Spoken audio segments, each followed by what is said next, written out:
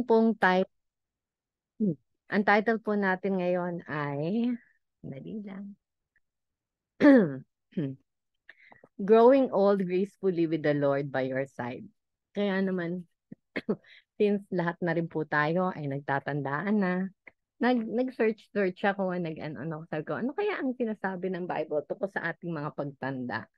Sa ating pagtanda, since lahat na nga tayo, mga senior na, basta lahat po tayo ay dumadaan na rin sa edad ng pagtanda natin. Kaya nakita ko nga dito, maraming mga Bible verses na may napatungkol sa growing old, sa mga matatanda, sa mga senior citizens. Sabi ko, ba ang dami pala. Pero ito ang nag-struck sa akin dito sa Isaiah 46:4 na kinuha ko sa NLT. Sabi dito, I will be your God throughout your lifetime until your hair is white with age. I made you and I will care for you. I will carry you along and save you. Sa atin pong mga buhay, nagbibigay kasiyahan sa atin at comfort na ma-realize natin na tayo ay ginawa ng Panginoon na fearfully and wonderfully made. Na tayo ay may takot at kakaibang nilalang ng ating Diyos. That kilala tayo ng Panginoon, maging bago pa lang tayo pinanganak, na nakaporma na tayo sa loob ng tiyan ng ating ina, naka-schedule na ang ating araw-araw na buhay.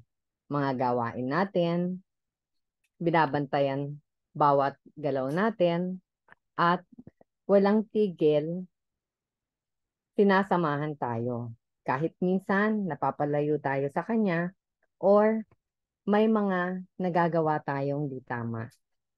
Itong verse na ito, pinapakita na hindi lamang sa ating kabataan ando ng Lord. Bagkus, kasama natin siya sa araw-araw nating buhay. Mula sa pag-create sa atin, sa kabataan natin, sa paglaki, pagtanda, at higit hanggang sa huling hininga natin. Sabi nga sa English, na yun nga, andoon siya mula from womb to tomb. May mga kasabihan na ganoon. From start to finish. Umpisa hanggang huli nating mga buhay. From birth to death. At sa bawat araw at panahon na dumadaan. Lagi-lagi, sinasamahan niya tayo. Hindi lang siya andoon na kasama natin, bagkus ay inaalagaan tayo or may paglinga ang Panginoon sa atin, na interesado siya mula pa noong mga bata nga tayo hanggang pagtanda, na mahina-hina na tayo, dala ng old age. Mahal tayo ng Lord. He cares for us. Pinapangalagaan niya tayo, ang bawat isa sa atin na mga anak niya. Kahit na maputi ang mga buhok natin, sabi nga doon sa verse na binasa natin. Mga tuhod na may rayuma, masasakit na joints, kulubot nating balat, mukhang may mga linya-linya na o wrinkles. Medyo nginig ng mga kamay at daliri hanggang sa pagiging malilimutin at malilituhin na at di na makaisip ng malinaw or klaro. Pangako niya sa atin sa verse na binasa na kakargahin tayo, carry us. Not naman yung literal na bubuhatin. I'm sure minsan mararamdaman nyo na alam mo, kasama mo si Lord, lalo na minsan maski nga lang sa parking na, Lord, bigyan mo po kami ng parking. Tapos dito na sa pagdating na meron ng pwestong ibibigay para sa'yo. Kaya nakakatuwa lang na isipin na laging andoon ang Panginoon para sa atin. Yun nga po, for sure, nararamdaman po natin ang presensya ng Lord sa ating mga buhay. Aalagaan tayo. Yan, He cares for us. sa lahat ng panahon ng ating buhay. Dahil siya ang ating Ama at tayo ay sa Kanya, laging handa ang Kanyang pagtulong sa atin. At pag dumating ang panahon, dadalhin niya tayo sa isang lugar upang makasama na natin siya eternally. Yun nga po, sa langit. Growing old gracefully, sinasabi nga po sa ang aging in grace, ang aging ay may grace at wisdom. Maraming matatanda ang nag-i-struggle sa pagtanda or sa proseso ng pagtanda. I'm sure marami sa atin nakakaramdam nito. May mga struggles tayo, lalo na sa mga body aches, body pains. Pero marami din pong benefits ang pagtanda. Bawat araw na magising tayo sa umaga, mas nadadagdagan ang ating mga kaalaman kaysa sa mga nagdaang araw. Natututo tayo sa buhay kung paano din makikonek sa ibang kapwa nating matatanda. Minsan nga kapag lumalabas kami ni Louie or nanonood kami ng sine, may mga nakakausap din kami mga matatanda ron. Kumbaga sa nakaka-relate kami sa bawat isa na yun nga na nag-e-enjoy na nakakalibre sa mga sine. At saka yun nga, sila nga mas madalas nga halos araw-araw nandun. At sa mga kabataan naman, nagiging inspirasyon din tayo. Hopefully, yung mga anak natin, inspirasyon tayo. At yun nga po, lagi nating tandaan ang ipinangako sa atin sa scripture na ating binasa sa Isaiah 46:4. Meron pa pong isang um, verse, hindi ko na naiano. So, nasa Philippians 1:6. Ang isang pangako sa atin, sa NLT ko kinuha. And I am certain that God, who began the good work within you, will continue His work until it is finally finished on the day when Christ Jesus returns. Reminder din po ito na ang Lord, di tayo iiwan mula umpisa nga hanggang sa huli. Na walang sawa siyang tutulungan tayo upang maging kawangis niya tayo, to help us grow in the image of the Lord. Kaya nga po, nag-aaral tayo ng mga salita ng Panginoon, ng Bible, para unti-unti maging kawangis niya tayo. As we grow older, mas nagiging wise din po tayo.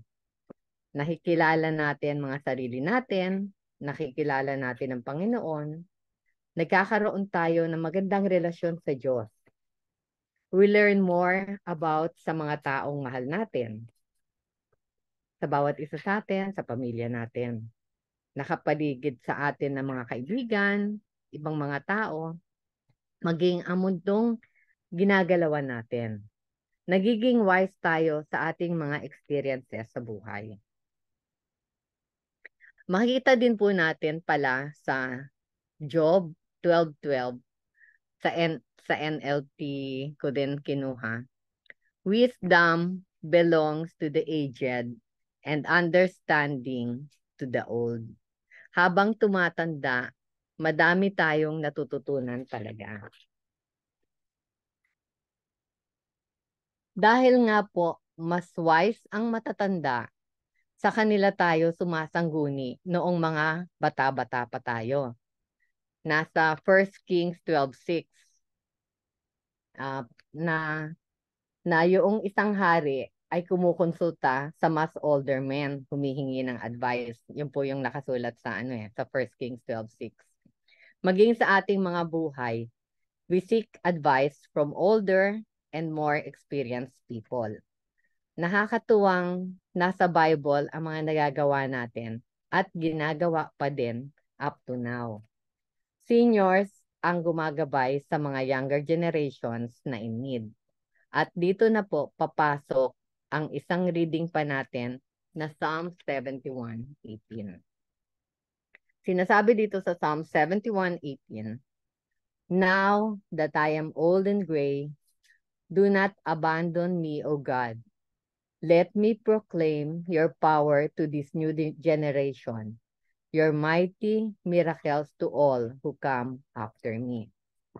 Alam natin na ang Lord ay kasama natin sa ating mga buhay. Faithful ang Lord mula pa sa ating, yun nga po, mula pa sa ating pagkabata at ngayong may mga edad na tayo.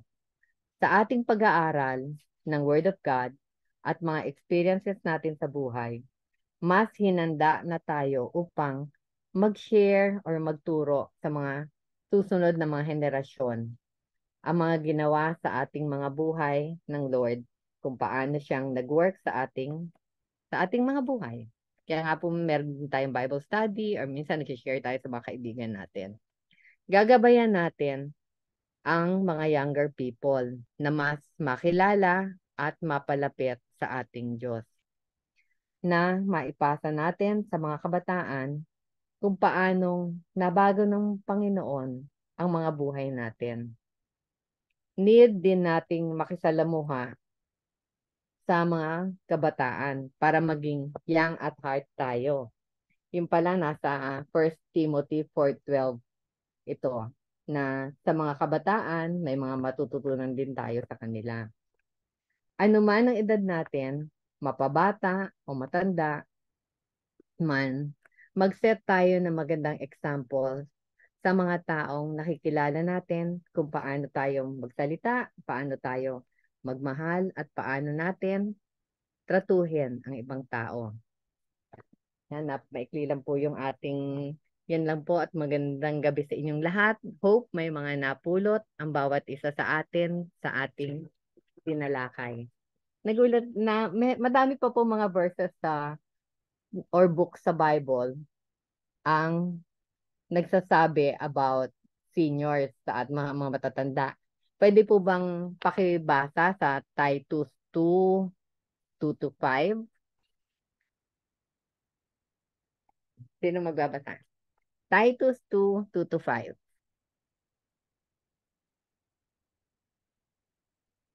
Nakita mo naga?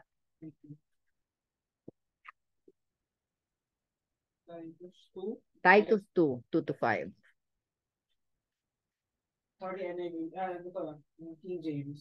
Okay. Let the aged men be sober, grave, temperate, sound in faith, in charity, in patience. The aged woman likewise, that they be in behavior as becometh holiness, not false accusers, not given to much wine, teachers of good things, that they may teach the young women to be sober, to love their husbands, to love their children, to be discreet, chaste, keepers at home, good, obedient to their own husbands, that the word of God be not blasphemed. Ayun. Pero mas maganda itong pinost ni Rosel na NIV version. Hindi. Parehas lang naman din yan eh. Ayan. Ito yung nakashare. Sige. Sinong gusto mo ba? Gusto niyo ba Sa NIV, ito. Sige. Ito, teach the older men to be temperate, worthy of respect, self-controlled, and sound in faith, in love, and in endurance. Likewise, teach the older women to be reverent in the way they live, not to be slanderers or addicted to much wine, but to teach what is good. Then they can urge the younger women to love their husbands and children, to be self-controlled and pure, to be busy at home, to be kind, and to be subject to their husbands, so that no one will malign the word of God. Ang ganda, no? Nakakatuwa rin, no? Parang mga reminder sa atin yung mga nabasa natin yan. Be temperate daw, Daddy. Be temperate daw, Daddy. Sa akin pa rin. Oo, sa inyo. Ayan. Hindi, sa ating lahat. Parang ang binabanggit dun eh, no? Pati mga nanay, yung mga anak, andun din. Meron pa po sa Proverbs 16:31. Proverbs 16. Ayaw mo na, maghanap. 10, makikita mo, may dalawa na lang eh. Proverbs 16:31. Ay, what happened? Ayan, eto na. Ayan. Nakalagay dito, Okay. gray hair is a crown of splendor. It is attained in the way of righteousness. Ano yun? 31 to ano? Hindi, isa lang. 1631 lang. Ayan, Ayan, okay. Gray hair is a crown of splendor. It Oo. is attained in the way of righteousness. Oo. Ang ganda rin, ano? Okay pala yung buhok natin, ha? Okay, yung mga buhok natin, hindi Okay. nagkukulay. Mhm. Ang Kaso ating, yung kay daddy, hindi pa masyadong nag-gray eh. oo nga no? Daya daddy mo eh. Oo nga, yan naman ang ano ng Lord sa kanya, yung kanyang buhok na maitim-itim pa. At huli na po natin yung Proverbs 20:29.